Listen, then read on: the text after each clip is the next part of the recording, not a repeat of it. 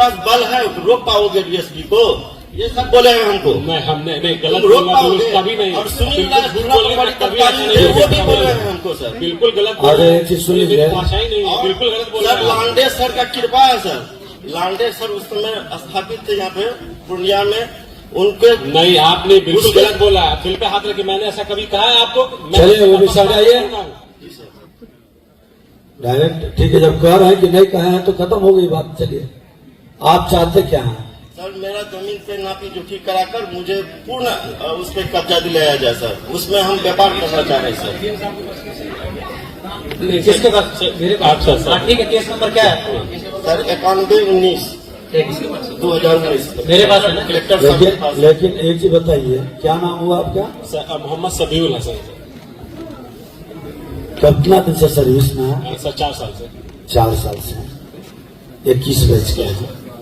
ये बताइए कि इनका, अब इन्होंने कहा कि दाखिल खारिज कब्जा सब लगाम कट गया और कोई आया कि नहीं मेरा भी है, तो दोनों में कोई एगो गलत होगा सर। बिल्कुल सर गलत। तो क्या इस पर विचार किए कभी? सर बैठ के दोनों को दखल के लेके ही सब विवाद हो रहा था, तो उसको 144 क्या होना चाहिए? पढ़े लिखे आदमी लगते हैं, बताइए होना क्या चाहिए? सर कोई नहीं जाए तत्काल, जिसकी जमीन रहे जब तक क्लियर नहीं हो जाता कोर्ट से तब तक कोई नहीं जाएगा। जिसका क्लियर हो जाएगा सर उसको फिर हम लोग दिलवा तो देंगे। दूसरा आदमी जो बाद में आया वो कैसे वहाँ काम करने लगा? सर उनका भी पहले नहीं, वो काम कैसे करने लगा? उनका केवाला में अभी सीनियर साहब, 1 साल पहले का है सर ये। वो काम कैसे करने लगा? ये पहले से थे, पहले से इनका सब चीज किया हुआ है। इनको आउट करके कोई ना तीसरा आदमी कोई आवेगा, एसपी आ जाए और एसपी कहे कि एसपी को रोकोगे, अब वो शुरू कर देंगे। तार पिलर से घिरा हुआ जमीन को सर सारा उखाड़ के फेंक दिया जेसीबी लेके। डीएम साहब इसकी जांच करवाइए। कोई पदाधिकारी अगर जो इस तरह से मनमानी करेंगे तो वो बख्शे नहीं जाएंगे। इस मामला को लीजिए तो इस डीएसपी से आप पूरी जांच करवाइए। 19 से सर अगर जो कोई अनाप शनाप नियम कानून को तोड़ करके भ्रष्ट तरीके से मनमानी करेगा तो वो कानून के दायरे में है। कानून पालन करने वाले भी और पालन कराने वाले भी दोनों नियम से बंधे हैं। नियम से हट के काम नहीं कर सकते हैं। आप लोगों की सहानुभूति तो जो हम बार बार कह रहे हैं कि चेहरा देख करके काम नहीं करना है।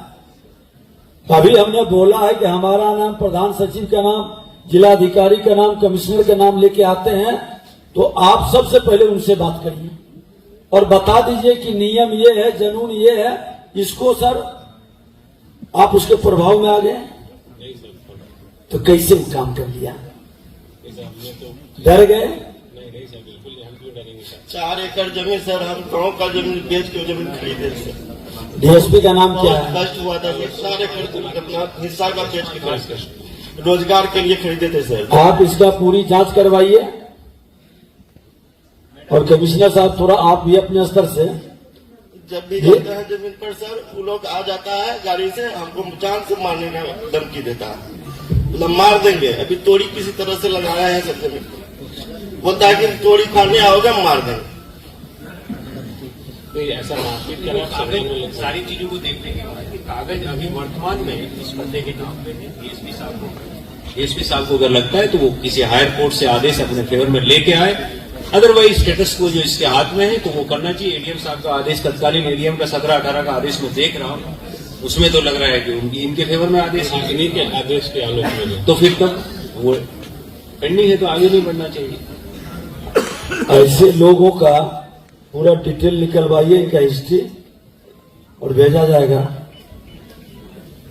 अगर जो ऐसे पदाधिकारी कहीं से नाजायज कमा के नाजायज करना चाहते हैं तो फिर उससे बख्शे नहीं जाएंगे।